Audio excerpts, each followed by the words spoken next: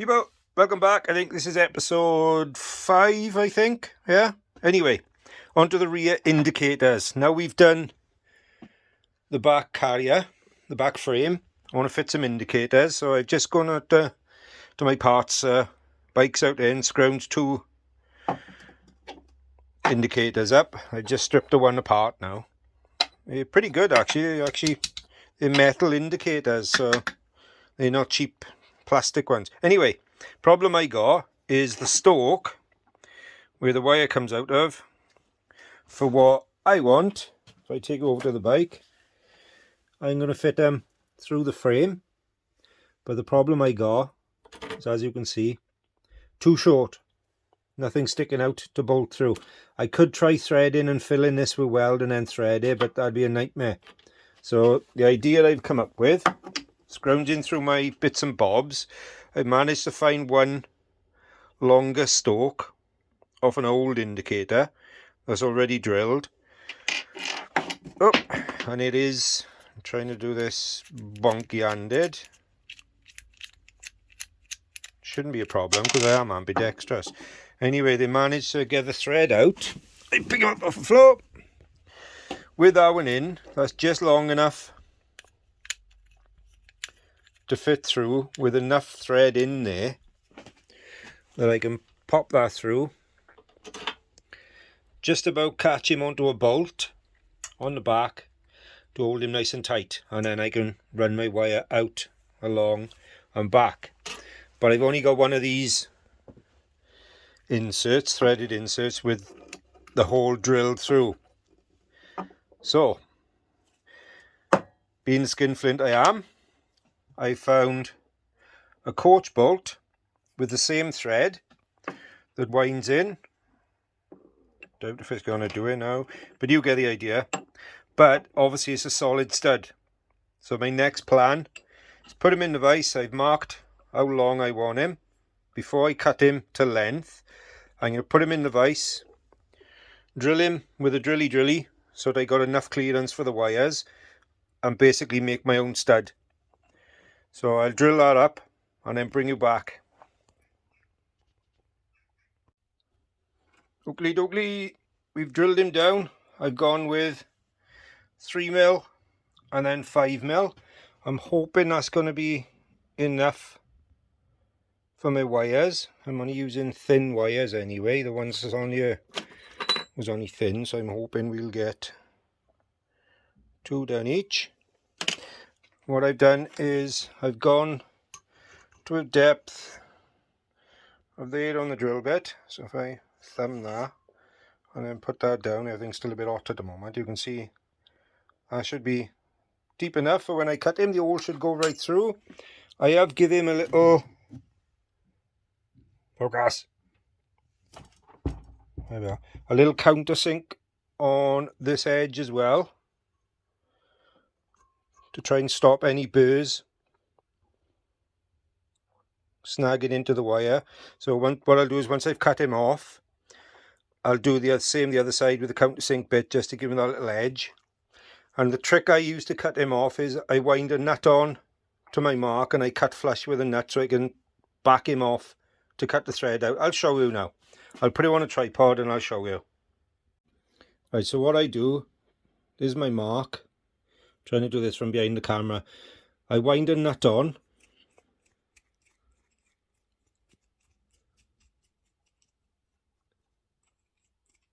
so that it's up to my mark. Then I'll put the bolt into the vise tight against that nut, and I'll use either my hacksaw or my slitting disc up against that nut to take the scrap away. Then when I'm finished, I'll wind that nut off the cut way, what you've just cut, and that way, if there's any little burrs left on the edge of that thread, the nut coming back off will cut it back into a thread. So I don't know if you can see this. Let's have a look. Sorry about this, I'm trying to work behind the camera as well. So, but there you are. If I tilt that down, I'm going to put that into the vise tight up against that nut. I've only got the vise temporary held at the moment, so that can't go nowhere. And I'll run my slitting disc now, my cutting disc, down the edge of the nut That'll be away, and then I'll wind the nut off. Job done. Turn the volume down.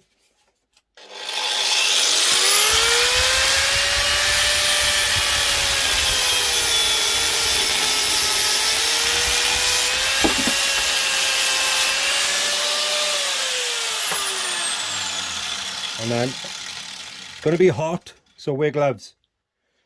Wind the nut off. And that then cuts a new thread back on. Obviously I've drilled this as well. As you can see, the nut goes on sweet. Another tip, if you can see, your defenders and glasses. Safety first, people. Right, just a quick side note. This is what I love about working on bikes, building bikes, is change. Now, in the last clip, you saw me drilling out the little stud, the threaded bar, so that we could fit it onto the rear of the bike. Well, I drilled it out, got everything ready. Thought, oh, I'm going to have a cup of now, 5 minutes.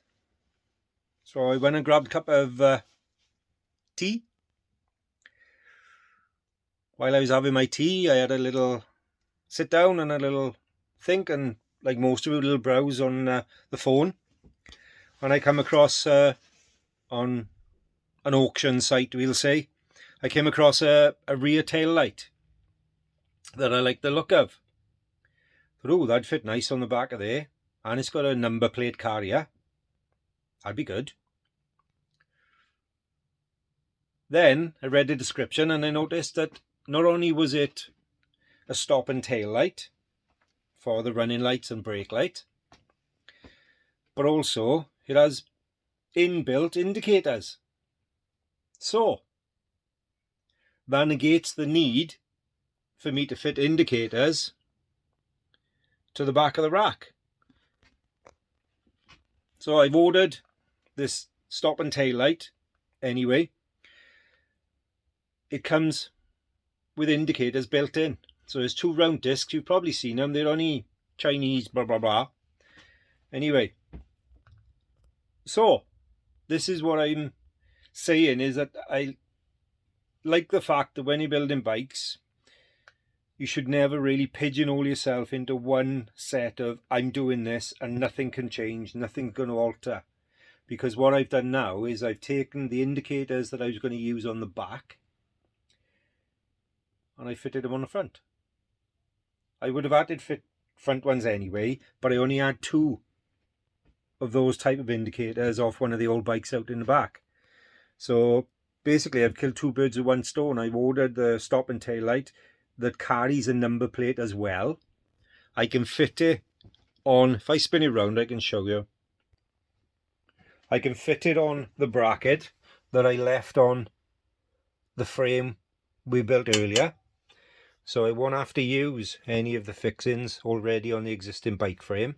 I can use that for the stop and tail light. It comes with a number plate bracket anyway, so I can use that. There's indicators built in. So what I've done, excuse the wiring because the headlight's not near ready, got to go in. But anyway, I've now fitted the indicators. They're only in there loose at the moment. They're not finished bolted in because I want to give the front covers a spray up to start with. But basically, I've tucked them in and they kind of stealth. I like the way, obviously these wires will be tucked up out of the way onto the handlebars, but I actually like the way that the grill of the indicators are matching up with the grill on the stanchion covers that I put on.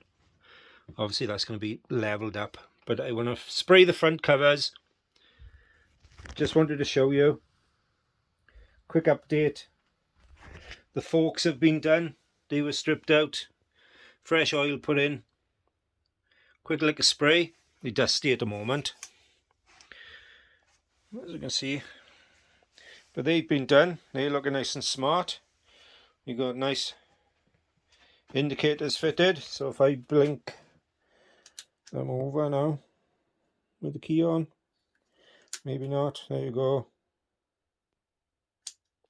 But yeah, basically I gotta sort that one out. That's a little job to do.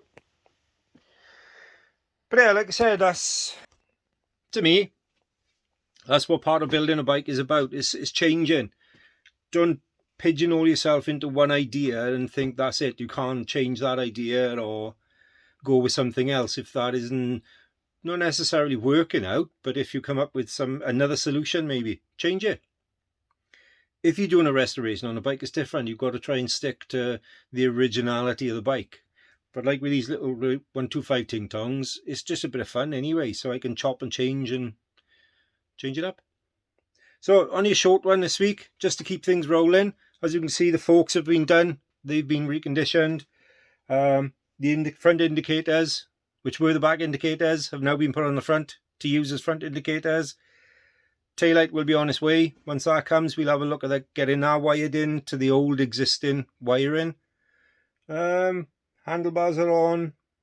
Levers are back on at the moment.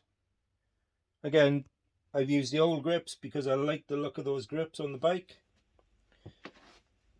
I have used different handlebars because the guy who's buying the bike wanted shorter handlebars. He didn't want them so tall.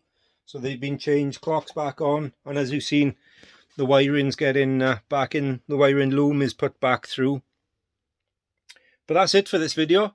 Thanks for watching. Please do click the like button, hit the subscribe button if it's your thing. Like they say, every little helps. I'm not big on computers and analytics and shit like that, but I've had a quick look on the analytics on YouTube, and it seems that there's hundreds, thousands probably, who are watching without liking or subscribing. Oh, there you are, the starter's working.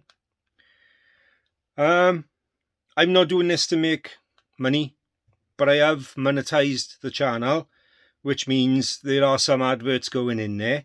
Obviously, the more people subscribe and like and comment, the further and better YouTube is going to push the videos, which, yeah, will give me more adverts, which will bring in more money.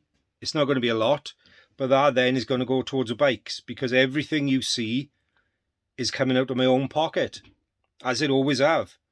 I'm not asking for money. I'm not going to look at Patreon. I will in time, but not yet, because I haven't got a clue about it. But I'm not going to beg people for money. At the end of the day, this is what I enjoy doing, so I'm paying to do my own hobby, which is fine.